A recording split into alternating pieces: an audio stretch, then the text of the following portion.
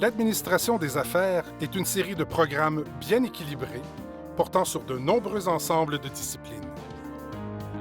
D'une part, vous avez des cours en comptabilité, des cours en finance et des cours en sciences de la gestion qui sont plutôt axés sur les chiffres, plus analytiques. D'autre part, vous avez des cours en marketing, en logistique, en entrepreneuriat, en communication et en ressources humaines. Le spectre est très vaste et il reflète la réalité des entreprises à but lucratif et à but non lucratif.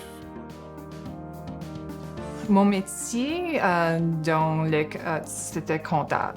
Alors, je rentre dans le matin, je garde toujours les priorités puis les tâches qui sont les plus importantes d'accomplir pour la journée.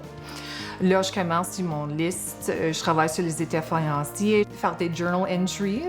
Je m'engage avec toutes les personnes dans la compagnie pour voir ce qu'on a besoin de faire puis ce qu'on a besoin de finir pour la journée. Et ça, c'est la pleine de la journée.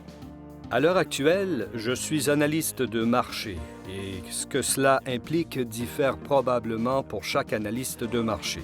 Il y a beaucoup d'études de marché, beaucoup de soutien aux ventes et un certain degré de gestion de projets et de relations avec la clientèle.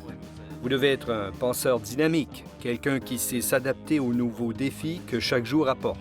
C'est un rôle amusant.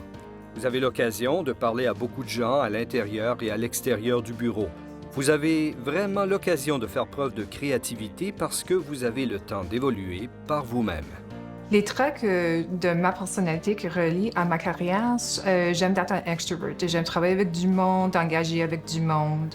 Aussi, j'aime analyser les états financiers. Aussi, d'accomplir des tâches. Je veux toujours faire certaine que les tâches sont complètes à la fin de la journée. J'aime aussi être dehors. Je fais du hiking, aussi du jogging. Je trouve que ça me donne du balance que j'ai besoin après d'une journée à travailler dans une office avec des chiffres puis aussi du monde. Ça me donne la balance dans ma vie que j'ai besoin. Je savais que le marketing était pour moi-même quand j'étais jeune. J'avais toujours le nez dans ce que mon père faisait en affaires. Même à l'âge de 8 ans, j'aimais lui parler de choses comme, vous savez, comment les gens savent qui tu es, comment les gens comprennent ce que tu fais. C'était du marketing brut, dans les rues, à parler aux gens. C'était de savoir qui est votre auditoire et de quoi ils ont besoin. Connaître cette personne précise et savoir son nom. À mes yeux d'enfant, c'était très important. Bien sûr, j'aimais les logos et les couleurs et les publicités aussi, mais c'était important de savoir qui est cette personne, à qui vous voulez vendre quelque chose et pourquoi achète-t-elle votre produit. C'est fascinant de comprendre cette connexion. Au rugby, vous avez une équipe, mais chacun a une tâche très précise et devient un morceau du casse-tête. Je pense que c'est pareil pour le marketing. Vous avez des gens sur le terrain qui parlent aux clients et des gens qui font de la recherche et des gens qui élaborent des campagnes, la publicité. Alors, c'est vraiment une question de bonne communication quand vous êtes par vous-même à prendre des notes et que vous communiquez à votre équipe. Et quand vous êtes en réunion, c'est important de comprendre le point de vue des autres, comprendre leur travail et ce qu'ils tentent d'accomplir. C'est un effort collaboratif. J'ai commencé ma carrière comme comptable avec une compagnie locale. J'ai travaillé dans cet état-là, dans ce département pour 2 ou 3 ans. Là, j'ai fait un transfert à les budgets. J'ai encore l'aspect de mon personnalité que j'aime travailler avec du monde. Alors, j'ai commencé à prendre des choix ou faire des choix qui m'engageaient plus avec du monde. Là, j'ai fait des positions comme du team lead. Puis là, ça m'a rendue aux directrices ici à cette compagnie.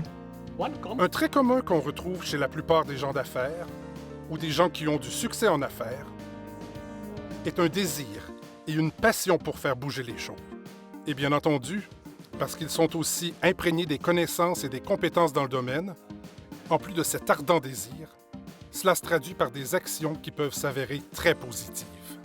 La satisfaction personnelle que moi je prends de mes métiers, c'est de toujours accomplir les tâches, encore de faire certaines qui sont finies. J'aime aussi travailler avec du monde, m'engager avec du monde, aussi compléter les états financiers. Si vous réussissez avec le marketing, ce n'est pas toujours visible. Les gens ne vous jugent pas en fonction des chiffres de vente parce qu'il est difficile d'établir la corrélation entre le marketing et les ventes. Ce qui est le plus satisfaisant pour moi, c'est quand quelqu'un remarque le plus petit détail, comme par exemple « Hey, ce changement de couleur » ou « cette petite annonce ou la formulation de ce contenu ». C'est très agréable, que ce soit d'un collègue ou d'un client. Il n'en faut pas beaucoup. Je suis née au la ville d'Ottawa, mais mes parents viennent de Moncton. Alors, quand j'étais jeune, on a déménagé ici. J'aime assez tellement le monde qui sont ici, dans la province. Aussi, tu as 15 minutes à la plage, puis là, tu as 15 minutes dans le forêt à l'autre direction. C'est aussi, là, il n'y a plus de stress. Dans les grandes villes, je trouve que tu prends du stress, c'est toujours vraiment occupé. C'est vraiment dur d'être relaxé. Mais ici, à Moncton, tu peux marcher sur la rue, tu peux te relaxer, c'est plus stressant. Ça, c'est pourquoi j'ai resté à Nouveau-Brunswick. C'est en grande partie à cause de ma famille que je reste au Nouveau-Brunswick. J'ai des racines ici et c'est important pour moi d'être près de ma famille. D'un autre côté, tant sur le plan personnel que professionnel, le Nouveau-Brunswick a le potentiel d'offrir quelque chose d'extraordinaire. Je crois que nous disposons des ressources naturelles, de l'emplacement géographique, des villes et des capacités agricoles nécessaires pour faire quelque chose d'excitant. Et nous n'avons même pas encore vraiment exploité tout le potentiel de la province, que ce soit au niveau professionnel, touristique ou personnel.